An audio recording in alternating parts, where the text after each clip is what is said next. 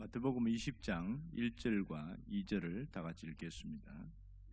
천국은 마치 품꾼을 얻어 포도원에 들여 보내려고 이른 아침에 나간 집주인과 같으니 그가 하루 한 데나리온씩 품꾼들과 약속하여 포도원에 들여 보내고. 아멘.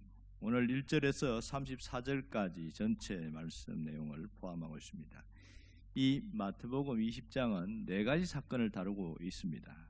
하나는 포도원 품꾼에 대한 비유고, 또 하나는 예수님의 세 번째 순환 예고를 하시고, 그리고 세베대의 어머니의 청탁 사건과 섬김에 대한 교훈이 나오고, 네 번째는 맹인 두 사람을 치유하신 사건, 이렇게 나옵니다. 이 20장은 19장과 함께 더불어서 갈릴리 사역을 마치고 예루살렘 입성을 하기 전에 유대와 여리고에서 예수님이 하신 사역을 다루고 있습니다. 특별히 이제 예루살렘에 가까이 가는 동안에 이루어진 그런 일들인데, 제일 먼저 오늘 보면 역으로 한번 보면요, 예수님이 여리고를 떠날 때에 맹인 두 사람이 예수님이 지나간다는 소식을 듣고 소리를 지릅니다. 맨 뒷부분이죠. 그러니까 29절부터 34절에 나오는 내용입니다. 여기서 다윗의 자손이여 우리를 불쌍히 여기소서 이렇게 할 때에 맹인에 대한 사건을 나오고 있는데, 그런데 특이한 건 뭐냐면 마태와 마가와 누가도 같은 내용을 기록했다는 겁니다. 누가는 맹인 한 사람이라고 이야기하는데 마태는 맹인이 두 사람이다 이렇게 이야기하고 있습니다. 그리고 마가는 그 맹인의 이름이 바디메오다 이렇게 이름을 지었습니다. 도대체 무슨 차이가 있는가? 성경을 가끔 읽다 보면 여기서는 이렇게 말하고 저기는 저렇게 말하고 뭐가 맞나 이럴 때가 상당히 많습니다. 오늘 이 사건은 두 개가 아니라 하나의 사건입니다. 그럼 왜 두 사람이 나오고 한 사람이 나오고 이렇게 차이가 있을까? 그것은 저자의 관점 때문에 그렇습니다. 한 사람을 강조하면 한 사람처럼 나오고, 전체를 다 강조하면 다 드러나게 되어 있습니다. 마가는 그 사람의 이름이 누구인지 또 그 아버지가 누구인지를 밝히고 있습니다. 그러니까 오늘 본문에 있는 마태는 전체를 다 보았어요. 전체를. 그리고 누가는 크게 소리 지르며 매달린 예수님을 찾아온 한 사람에게 초점 맞췄고, 마가는 그 사람이 누구인지 인물에 대한 초점을 맞추고 있습니다. 자, 여기에서 예수님께 나왔을 때에 그를 치유하신 사건, 이 사건이 있고요. 그 다음에 예수님이 이제 지상 사역이 마무리되는 시간에 야고보와 요한의 어머니가 와서 자기 아들들을 높은 자리에 올려달라고 청탁을 하는 사건이 나옵니다. 두 아들이 주의 나라에 있을 때 하나는 우편에 하나는 좌편에 앉게 해주세요. 이렇게 뜻밖의 청탁에 모두가 다 놀랍니다. 자식을 위한 부모의 욕심이 당연할 수 있지만 왜 이런 청탁을 한 것인가? 아직 이런 이유는 예수님이 누구신지 모르고 예수님을 통해서 자신의 목적을 이룰 수 있다는 착각에 빠져 있어서 그렇습니다. 이들은 예수님의 좌우편이 권력과 영광의 자리인 줄 착각하고 있었던 것. 이것 때문에 다른 10명의 제자들도 굉장히 화가 많이 났다 이렇게 이야기합니다. 결국 또 세 번째는 예수님이 예루살렘에 올라가시면서 세 번째 죽음에 대한 예고를 합니다. 순환 예고라고 하는데요. 그러니까 예수님이 세 번 내가 십자가에서 죽을 것이고 다시 살아날 것이다 이것을 세 번 이야기하는데 16장에서 한 번, 17장에서 한 번, 20장에서 한 번, 이 세 번 이렇게 이어지고 있습니다. 그런데 제자들이 전혀 이해를 하지 못하고 있다는 사실이 특징입니다. 제자들은 왜 예수님이 죽는다는 것을 받아들이지 못했을까?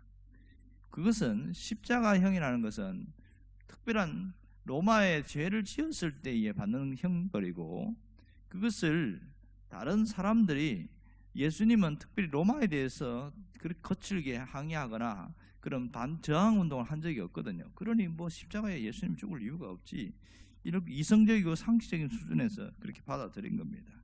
결국은 예수님이 누군지 정확하게 모르니까 이런 모양이 나왔겠지요. 마지막의 이야기는 역으로 제일 첫 번째 보면 포도원 품꾼에 대한 이야기입니다.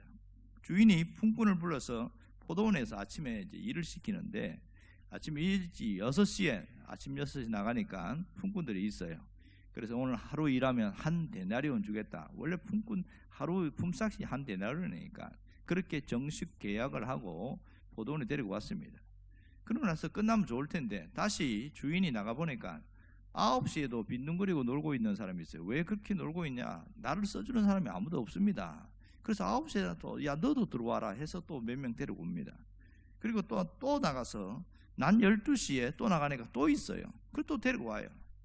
오후 3시에 또 나갑니다. 그래서 보니까 여전히 있어요. 오후 5시에 나가보니까 아직도 있는 거예요. 너는 왜 이렇게 놀고 있냐? 아무도 나를 써준다는 거예요. 아마 몸이 허약한 모양입니다. 그러니까 너도 일어나와 들어와서 우리 포도원에서 일을 해라. 이렇게 해서 일을 했어요. 자, 여기까지는 아무 문제가 없었습니다.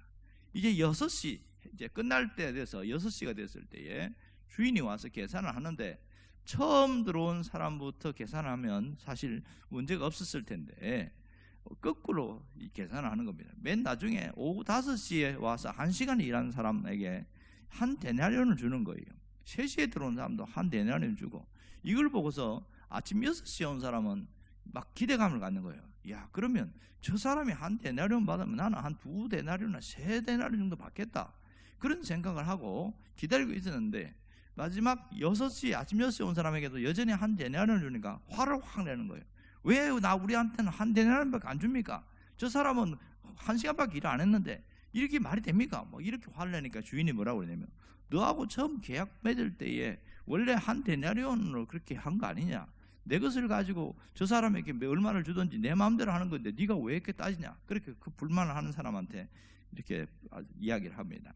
결국은 이 비유를 통해서 예수님이 말씀하시고 있는 것은 천국이 어떤 곳인가 그것을 보여주려고 한 겁니다. 제일 먼저 보면 천국은 이런 곳이다. 마치 품꾼을 얻어 이렇게 나오는데 결국 천국이 어떤 곳이냐?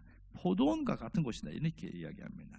세상 밖에 살고 있는 사람들이 모두가 이 포도원 즉 천국에 들어오기를 원하고 계시는 하나님의 심정을 여기서 보여주고 있습니다. 누구든지 이 포도원에 들어오면 죄와 저주가 물러가고 무서운 진노와 심판을 피할 수 있다.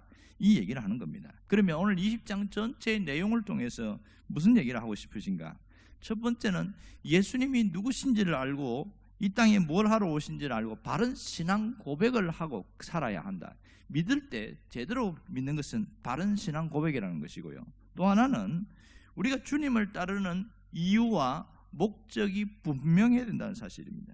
내가 주님을 따르는 이유는 예수님이 가신 그 발자취를 따라가는 것인데 그분이 가신 그 길을 가는 것이 우리가 신앙생활의 모습인데 중간에 신앙생활의 태도와 행동이 보면 많이 무너진 경우가 많더라는 거죠. 세 번째는 인간의 구원은 자신의 힘과 노력으로 주어지는 것이 아니라 오직 하나님의 은혜로 되는 것이고 하나님의 주권으로 이루어진다. 포도원의 비유를 통해서 알 수 있지요. 구원받은 사람은 처음부터 끝까지 포도원에 11시에 온 사람처럼 그러니까 오후 5시 말입니다. 감사하는 마음을 가지는 사람이다. 이렇게 우리가 정리할 수 있겠지요. 결국 그럼 우리는 어떻게 신앙생활을 하고 있냐는 거예요.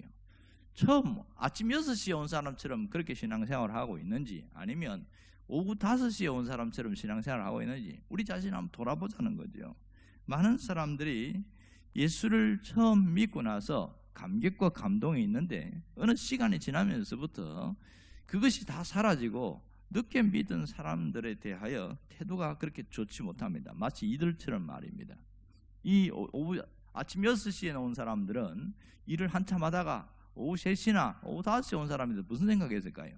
저들은 저렇게 힘도 없고 나약한 사람들 무슨 일을 한다고 그러면서 약간의 갑질이 있을 수 있다 이런 얘기도 합니다. 결국은 이 마음이 뭐냐면 처음에는 고마운 마음이 들었다가 나중에는 그 고마운 마음이 사라지는 것 이것이 가장 큰 문제라는 거죠. 오후 5시에 와서 일한 사람은 자기는 일할 수 있는 능력도 없는데 이 주인이 불러줬기에 얼마나 감사하는 마음으로 일을 했겠어요. 짧은 시간이지만 자기가 할 수 있는 최선을 다했겠지요. 그것을 주인이 아신 거예요. 주인이 그 감사하는 마음을 가지고 일하는 그 모습을 보시고 그냥 거저 한 달란트를 준 거지요. 그런데 첫 번째 온 이 사람은 그런 마음 자체가 완전히 없어져 버렸어요. 신앙생활하면서 이런 사람들이 있더라는 거죠. 정말 안타까운 것은 내가 예수를 믿는 이유와 목적을 잃어버리고 살아가는 사람들이 있습니다. 여러분, 우리는 신앙이 분명한 사람이고 신앙생활에서 분명한 신앙의 고백이 있어야 된다는 거죠. 그것을 잊지 않고 내가 포도원에 들어온 사람, 포도원 품꾼의 비유를 통해서 하나님에 대해서 감사하는 마음을 절대로 놓치지 않고 끝까지 살아갈 수 있기를 주의 이름으로 축원합니다. 기도하겠습니다. 우리의 모든 것을 기억하시고 이끌어주신 하나님 아버지, 오늘 우리가 신앙 안에서 바로 세워지기를 원하며 이 하나님이 오신 예수님이 우리 이 땅에 오신 이유가 우리의 모든 것을 다 회복시키려는 것인 줄 믿습니다. 오늘 살아가는 성도들이 주님을 따라가고 주님을 닮아가는 자가 되게 하시고 삶이 회복되어지게 하여 주옵소서. 예수님의 이름으로 기도합니다. 아멘.